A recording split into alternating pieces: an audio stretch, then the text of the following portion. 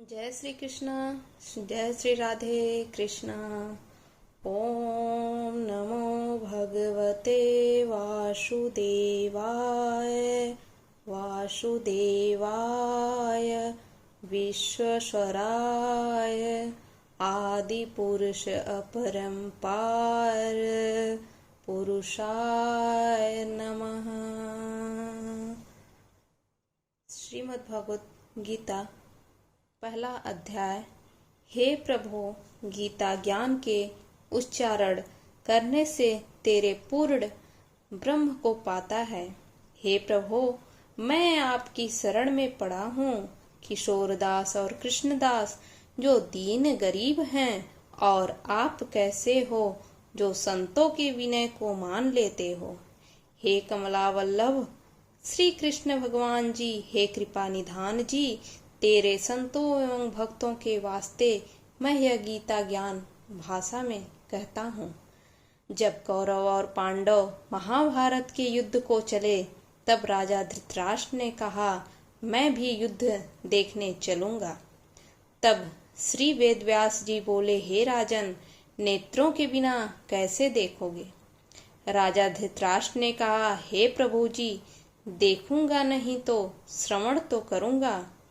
तब व्यास जी बोले, हे राजन, तेरा सारथी संजय जो कुछ महाभारत के युद्ध की लीला कुरुक्षेत्र में होगी, सो तुझे यहाँ बैठे ही श्रवण करावेगा।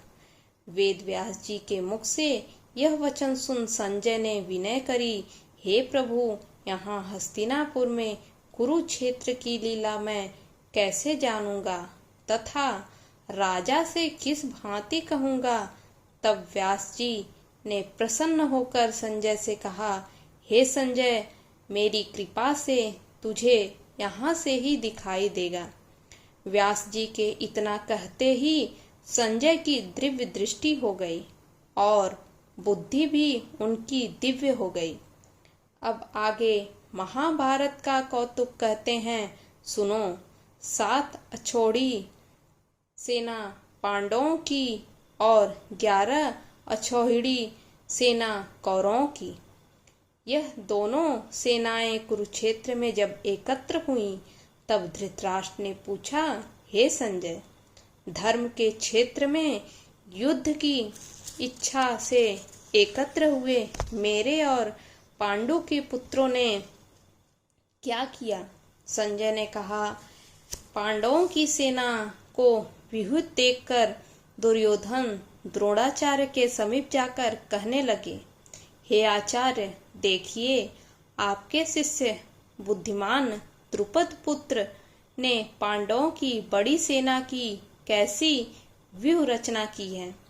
इस सेना में अर्जुन, भीम, बड़े बड़े धनुर्धारी वीर, युगधान, विराट, महारथी द्रुपद, धृतराष्ट्र, चेकितान, बलवान, पुरुजीत, कुंती भोज, नरों में श्रेष्ठ शैव्य, पराक्रमी, युधामन्यु, बलवान, उत्तमौजा, अभिमन्यु व द्रौपदी के 5 पुत्र सबके सब महारथी हैं। हे ब्राह्मण श्रेष्ठ, आपके स्मरणार्थ अब मैं सेना के प्रधान सेनापतियों के नाम वर्णन करता हूँ। आप भीष्म कर्ण, युद्ध विजयी कृपाचार्य, अश्वत्थामा, विकर्ण, सोमदत्त का पुत्र भूरिश्रवा और बहुत से शूरवीर मेरे लिए प्राण तक देने को तैयार हैं। ये लोग शस्त्र चलाने में बहुत चतुर हैं और सब युद्ध विद्या प्रवीण हैं। हमारी सेना, जिसके भीष्म रक्षक हैं, अपार बल है, और उसकी सेना के जिसके भीम रक्षक हैं, थोड़ा सा बल है। अब आप सब अपने मोर्चों पर सावधान रहकर सेनापति भीष्म की रक्षा कीजिए। कुरुवृद्ध भीष्म पितामह ने दुर्योधन को प्रसन्न करते हुए और ऊंचे स्वर में गरजते हुए शंख बजाया। फिर चारों ओर शंख, नगाड़े, ढोल, गौमुखादि अनेक बाजे बजने लगे, जिनका बड़ा भयंकर शब्द हुआ। इसके अनंतर सफेद घोड़ों के रथ पर बैठे माधव, श्री कृष्ण और पांडव अर्जुन ने भी दिव्य शंखों को बजाया। श्री कृष्ण ने 5 जन्य और अर्जुन ने देवदत्त नामक शंखों को और भीषण कर्म करने वाले भीम ने पौंड्रक नामक बड़े शंख को बजाया। कुंती पुत्र धर्मराज युधिष्ठिर ने अनंत विजय, नकुल ने सुघोष, सहदेव ने मणिपुष्पक तथा महान धनुर्धर काशीराज, शिखंडी, धृष्टद्युम्न, विराट, अपराजित, सात्यकी, राजा द्रुपद और द्रौपदी के 5 पुत्र तथा महाबाहु अभिमन्यु, इन सब वीरों ने अपने अपने शंखों को बजाया। उन शंखों के भारी शब्द से आकाश और पृथ्वी गूंज उठी और धृतराष्ट्र के पुत्रों के हृदय कांप उठे।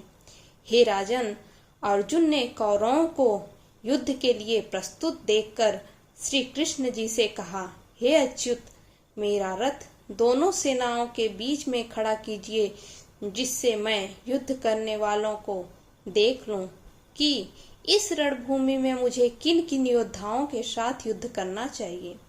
दुर्बुद्धि दुर्योधन से प्रीति करने वाले जो संग्राम के लिए यहाँ एकत्र हुए हैं, उनको देख सकूं।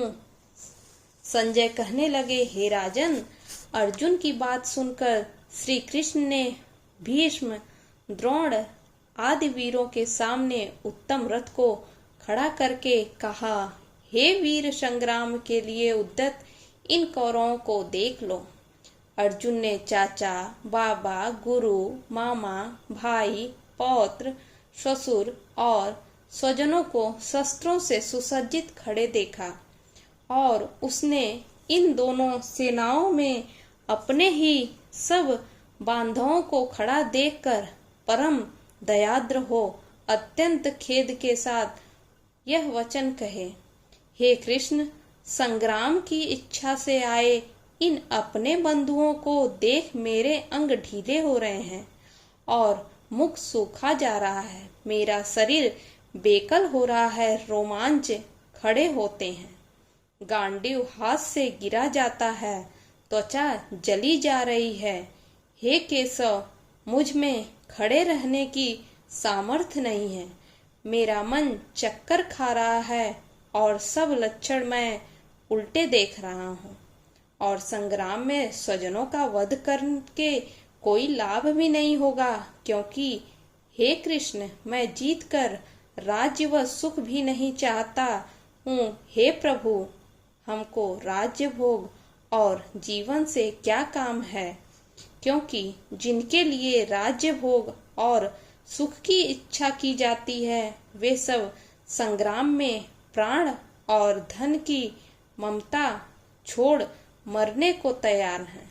और हे केशव, आचार्य, पिता, पुत्र, पितामह, मामा, ससुर, पौत्र, साले और संबंधी ये सब मुझे मारें तो भी हे मधुसूदन, मैं इन्हें मारने की इच्छा नहीं करूंगा। हे जनार्दन, त्रिलोकी के राज्य के लिए भी मैं इन्हें नहीं मारना चाहता, फिर इस पृथ्वी के लिए तो कहना ही क्या। हे जनार्दन, धृतराष्ट्र के पुत्रों को मारकर हमारा क्या होगा। इन आतताइयों को का वध करने से पाप ही होगा, इसलिए हमें इन्हें मारना अनुचित है। हे माधव, स्वजनों को मारकर क्या हम सुखी रह सकते हैं। सब लोग के वशीभूत हैं और कुल के नाश करने तथा मित्र द्रोह करने में पाप को नहीं देखते। कुल नाश को जानते हुए भी हमको इस पातक से क्यों नहीं दूर रहना चाहिए। कुल का नाश होने से कुल के प्राचीन धर्म नष्ट हो जाते हैं, फिर धर्म नाश होने से कुल में पाप बढ़ता है। हे श्री कृष्ण, पाप से कुल की स्त्रियां व्यभिचारिणी हो जाती हैं, जिनसे वर्ण संकर संतान उत्पन्न होती है। वह वर्ण संकर जिन पुरुषों ने कुल को नष्ट किया है उनको तथा उस कुल को नरक में पहुंचाते हैं, क्योंकि श्राद्ध तर्पणादि बंद हो जाते हैं। वर्ण संकर बनाने वाले दोषों से कुल ध्वंसकों के जाति धर्म और कुल धर्म निरंतर नाश हो जाते हैं। हे जनार्दन, मैंने बराबर सुना है कि कुल धर्म नष्ट होने से निश्चय नरकवास करना होता है। हाय, हम बड़ा पातक करने को तैयार हैं, जो राज्य सुख के लाभ से अपने स्वजनों को ही मारने की कोशिश कर रहे हैं। मुझे शस्त्र रहित एवं उपायहीन को रणभूमि में बांधकर डाल दें तो मेरा बहुत कल्याण हो। संजय ने कहा, हे राजन, यह कहकर अत्यंत दुखित होकर अर्जुन ने उसी समय धनुष बाण फेंक दिया और रथ के पिछले भाग में जा बैठा। बोलिए श्री कृष्ण भगवान की जय।